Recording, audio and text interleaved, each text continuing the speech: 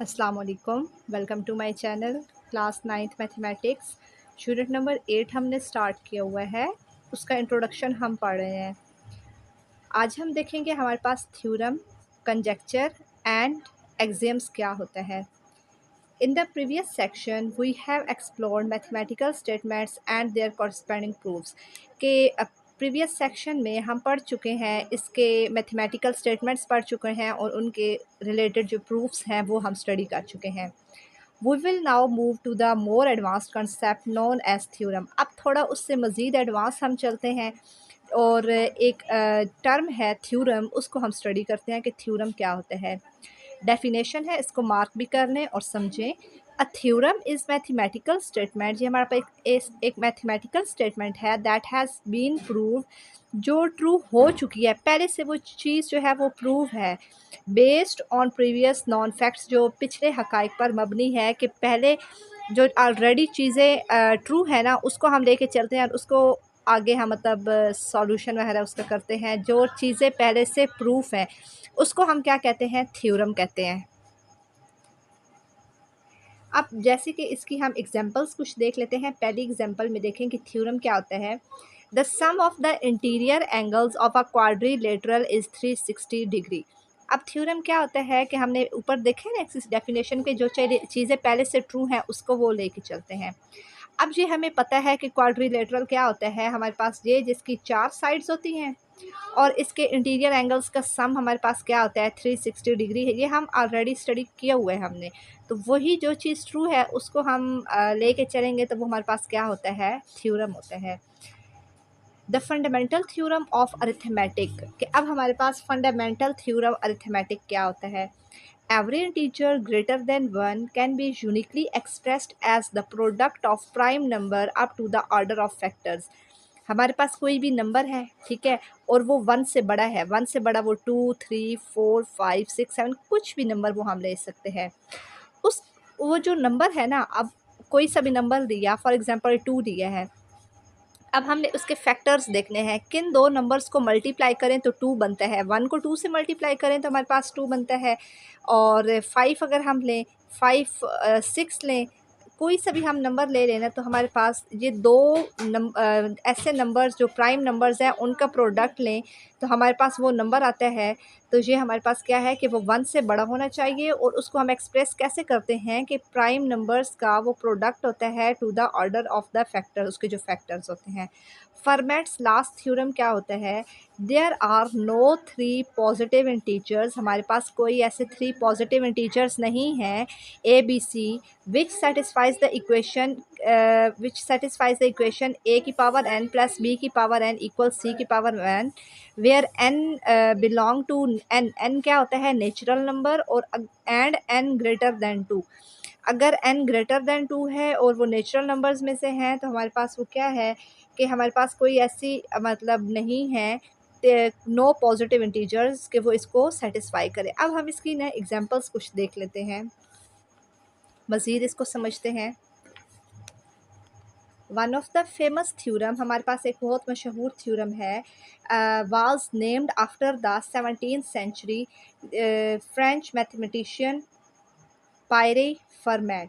Late examine the Fermat's last theorem. उसका जो पायरी फर्मेट्स है उसका लास्ट थ्योरम को अगर हम एग्जामाइन करें for specific value of n, n की कुछ मखसूस हमारे पास वैल्यूज़ होती हैं, and see how they apply, और हम देखते हैं उसको अप्लाई कैसे करते हैं। अगर हम वही जो हमारे पास था ए की पावर एन प्लस बी की पावर एन इक्वल सी की पावर एन, अगर इसमें अगर हम एन को ले लें 2, ठीक है, अगर n को हम 2 लें और इसमें हम पुट करें विच डज़ नॉट हैव सोल्यूशन, इसका सोल्यूशन नहीं होता। This is the well non Pythagorean theorem, ये हमारे पास एक बहुत मशहूर पैथागोरियन थ्योरम है।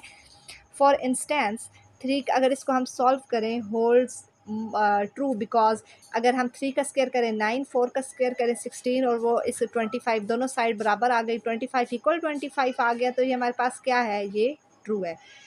2 अगर हम पुट करें ना, कुछ स्पेसिफिक वैल्यूज़ होती हैं। अब 2 के लिए ये ट्रू है, अगर अब 2 से हम बड़ा लें, 3 लें, 4 लें, 5 लें, कोई भी लें, हमने इधर लिया, अभी फ़िलहाल इन्होंने लिया है 3।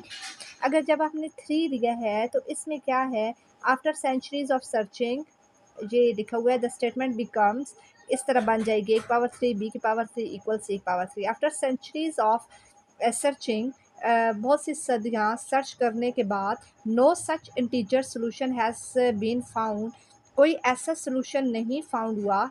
And Wiles proof confirm that no such number exist, और इसने वाइल्स ने ये साबित किया कि कोई ऐसा हमारे पास नंबर नहीं है जो एग्जिस्ट करे। फॉर एग्जांपल, अगर इसका 3 का क्यूब करें और 4 का क्यूब करें, वो 3 का क्यूब करें 9 आता है, 4 का करें 64, दोनों को प्लस करें 91, और इस तरफ आता है 125, दोनों बराबर नहीं है। तो फर्मेट्स ने क्लेम ये दावा किया he could prove this theorem. अब फर्मेट्स ने क्या किया कि वो जो ना इस थ्योरम को क्या करेगा, प्रूफ करेगा, साबित करेगा, उसने ये दावा कर दिया। But noted that the margins of his book was too small for such a meaningful explanation, और फिर इसने ये नोट किया कि इसकी एक्सप्लेनेशंस देने के लिए उसके पास जो मतलब कि उसकी जो किताबें हैं वो थोड़ी हैं इसका मीनिंगफुल एक्सप्लेनेशन देने के लिए। Despite his assertion, many mathematician found it's challenges to prove the theorem for centuries. बहुत से बाकी जो मैथमेटिशियंस थे उन्होंने मतलब सदियां लगाई और उन्होंने उसको चैलेंज किया फर्मेट्स को कि वो भी इस थ्योरम को क्या करेंगे, ट्रू साबित करेंगे। The theorem remained unproven for over 350 years and became, अच्छा जहाँ तक अब फिर क्या था कि ये जो थ्योरम था 350 साल गुजर गए, लेकिन इस थ्योरम को किसी ने वो मतलब ट्रू साबित नहीं किया। And became one of the most famous problem in mathematician, और ये मैथमेटिक्स में बहुत एक बड़ी प्रॉब्लम हुई, मशहूर, ये मतलब क्या था, फेमस प्रॉब्लम थी। इन 1993 में Andrew Wiles from Princeton University announced a proof after working on it for over 7 साल की वर्किंग के बाद उसने मतलब ये अनाउंस किया कि वो इसको साबित करेगा। स्पेनिंग 100 पेजेस उसने लिखे। This illustrates that some factual statements are not immediately evident, और उसने मतलब कुछ ऐसे स्टेटमेंट्स थी कि अभी वो मतलब कि वो ट्रू उस साबित नहीं हुई, या उसका कोई ऐसी स्टेटमेंट्स थी जिसका कोई सबूत नहीं मिला। अब हम देखते हैं कि हमारे पास कंजेक्चर्स क्या होते हैं, थ्योरम क्या होता है। अब हमने देखा कि जो चीज़ ऑलरेडी ट्रू है ना, वो उसको उस पर मबनी अपना रिजल्ट वो लेके चलते हैं, उसको मतलब लेके चलते हैं जो ऑलरेडी चीज़ ट्रू साबित हुई है। कंजेक्चर क्या होता है, इसकी डेफिनेशन है, is a mathematical statement or hypothesis that is believe to be true based on observation, कि हम ऑब्जर्वेशन करते हैं, मुशाहिदा करते हैं चीज़ का, और हम सोचते हैं कि ये चीज़ बिलीव्ड हमारा होता है, यकीन होता है कि ये चीज़ ट्रू साबित होगी, but has not been proved. लेकिन जब उसको हम एक्सपेरिमेंट या करते हैं ना, तो वो मतलब वो ट्रू नहीं होती, वो प्रूफ्स नहीं होती। मतलब ऑब्जर्वेशन जस्ट हम जजमेंट उस चीज़ की करते हैं और हम कहते हैं ये ट्रू हो जाएगी, मतलब हमें यकीन होता है कि ठीक है ये ट्रू होगी, लेकिन जब उस चीज़ को हम लेके चलते हैं, एक्सपेरिमेंट करते हैं, और वो फॉल्स हो जाती है, वो प्रूव नहीं होती। ये क्या होता है, कंजेक्चर होते हैं। In mathematics conjecture after often serve as hypothesis, and if a conjecture is proven to be true, कि अगर इसको साबित कर दिया जाए कि ये ट्रू है, ठीक है, इट बिकेम अ थ्योरम, कि अगर वो जो कंजेक्चर है वो भी ट्रू साबित हो जाए, कि जो हमने ऑब्जर्वेशंस की हैं और हम कहते हैं कि वो ट्रू होगा, अगर वो ट्रू ही साबित हो जाए तो वो क्या बन जाएगा, वो थ्योरम बन जाएगा। कन्वर्सली इसका अगर कन्वर्स देखें, if evidence is found that disprove it, अगर एक ऐसा सबूत मिल जाए जिससे ये साबित हो कि ये क्या है, मतलब फाउंड दैट डिसप्रूव इट, कि वो उसको गलत साबित कर दे, the conjecture is shown to be false, तो वो कंजेक्चर क्या हो जाएगा, फॉल्स हो जाएगा। Here is another well-known statement that has gained enough recognition be named. First proposed in the 18th century by the German mathematician Christian Goldbach, it known as Goldbach conjecture. The Goldbach conjecture state that, अब इसकी statement हम देखते हैं, इनमें आपने definitions करनी है और कुछ हमारे पास ना इम्पोर्टेंट है इसमें एमसीक्यूज़ के लिए, वो आपने देख लेना है, डेफिनेशन मस्ट करनी है। और एमसीक्यूज़ के लिए भी कुछ डेट्स आ गई हैं, जैसे मैथमेटिशियंस हैं उसने क्या काम किया, तो ये बहुत ज़रूरी है। स्टेटमेंट अब क्या है, every even integer greater than 2, कि हर जो इवन इंटीजर है, इवन इंटीजर्स क्या होते हैं, इवन नंबर्स क्या होते हैं, जो 2 पे डिवाइड होते हैं, जो 2 से बड़े हैं, is the sum of 2 prime number, के 2 प्राइम नंबर का जो सम है वो साबित हुआ कि कोई से भी इवन इंटीजर लें, वो 2 से बड़े हों, तो वो क्या होगा, सम होगा 2 प्राइम नंबर का। प्राइम नंबर क्या होते हैं, ऐसे नंबर्स जिस पे अपना टेबल जाए और 1 का टेबल जाए। We must agree that the conjecture is even true और फॉल्स, और हम ये इस चीज़ से मतलब एग्री करेंगे, करना होगा हमें कि that the conjecture is either कि ये जो कंजेक्चर है क्या ये ट्रू है या ये फॉल्स है।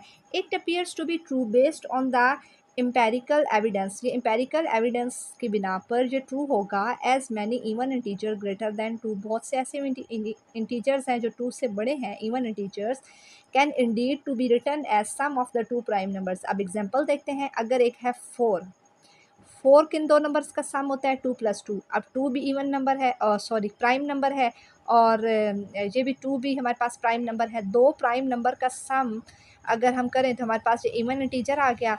अब 6 को देखें, 6 किन दो नंबर का सम होता है, 6 होता है 3 और 3 का सम होता है। 12 किसका सम होता है, 5 और 7 का होता है। तो दो नंबर्स का हमारे पास है ना। अब इस तरह भी आप कह सकते हैं कि जो 12 है, ये तो 8 और 4 करें तो भी 12 हमारे पास बन जाता है।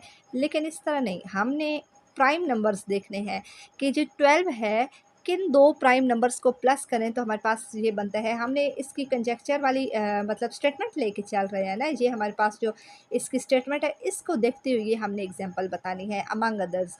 और भी हमारे पास कुछ ऐसी एग्जांपल्स हो सकती हैं। However this does not preclude the possibility that some large even numbers may exist that cannot be expressed as the sum of two primes।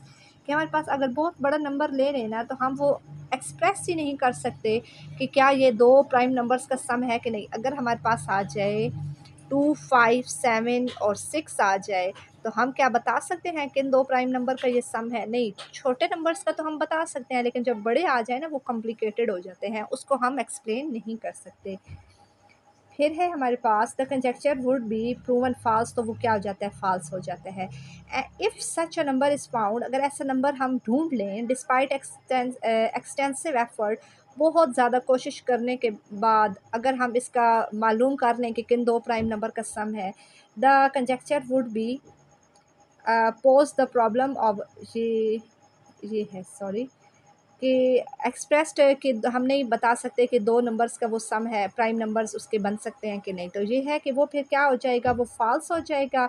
अगर ऐसा नंबर ढूंढ भी लें बहुत सी मेहनत के बावजूद, जैसे since gold batch first post the problem over 260 years ago, 260 साल पहले उसने एक ऐसा प्रॉब्लम जो है वो मतलब शो करवाया, जो उस पर उसने वर्क किया, और no proof has been found. तब उसका ना जो उसने मेहनत की थी उसका कोई ना ऐसा प्रूफ नहीं मतलब मिला to determine whether the conjecture is true और फॉल्स, कि हम बता सकें कि ये ट्रू है या फॉल्स है।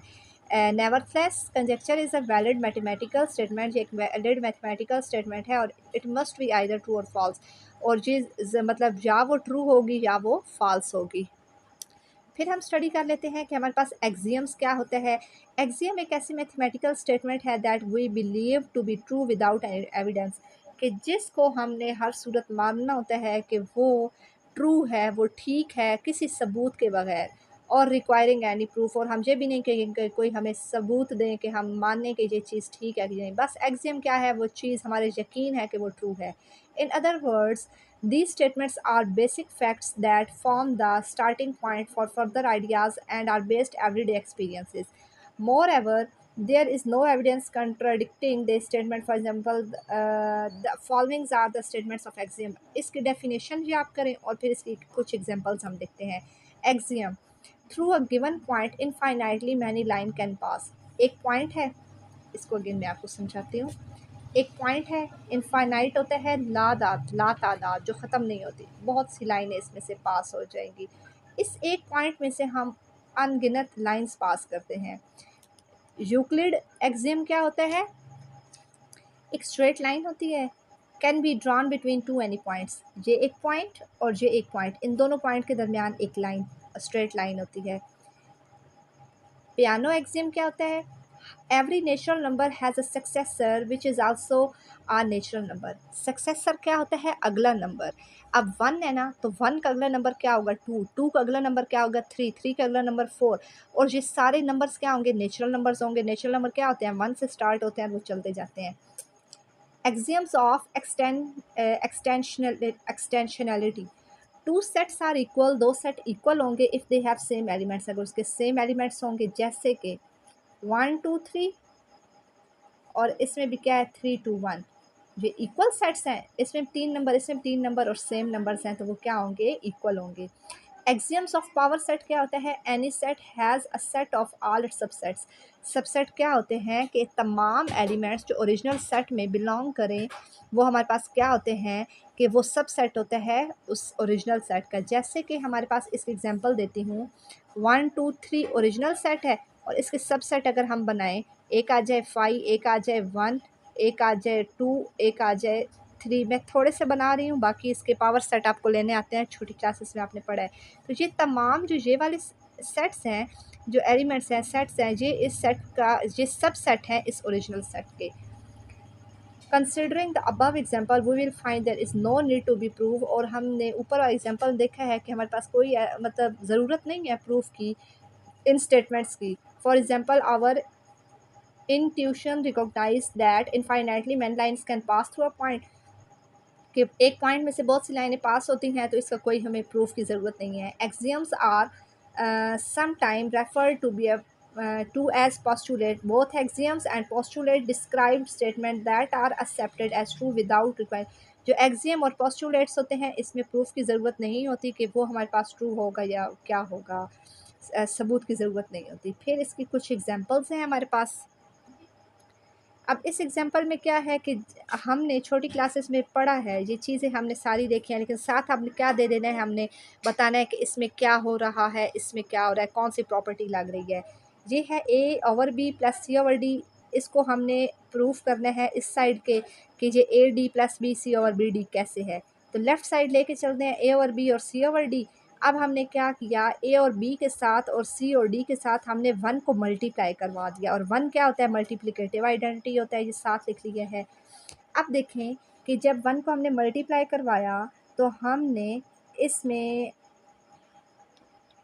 अब यहाँ पर अगर हम देखें इसका एलसीएम लें, तो ये क्रॉस मल्टीप्लाई में इसका एलसीएम आता है ना, बी डी तो नीचे आएगा, ए के साथ डी आता है और सी के साथ बी आता है। अब ए के साथ डी आना है, तो हमने क्या किया कि ए और बी, ये देखना ए और बी वही आ गया। अब 1 के साथ हमने क्या किया? डी को हमने डिवाइड मल्टीप्लाई करवा दिया है, क्योंकि हमने डी इसके साथ आता है, और सी और डी वाले के साथ, सी और डी वाले के साथ क्या आएगा? बी आएगा। तो बी को हमने डिवाइड और मल्टीप्लाई करवाया है। मल्टीप्लिकेटिव इन्वर्स क्या होता है? कि एक नंबर का उल्ट होता है ना मल्टीप्लिकेटिव इन्वर्स। ये देखें, बी और बी का मल्टीप्लिकेटिव इन्वर्स 1 ओवर बी होता है, तो हमने ये वाला बनाया है अंदर, तो ये हमने लिख दिया। फिर देखिए हमारे पास क्या आ गया? ए डी, और हमारे पास आ गया बी डी। ये ए के साथ ऊपर है ना डी, और ये बी के साथ बी डी आ गया। इधर भी सी बी और डी बी आ गया हमारे पास। ये क्या बन गया?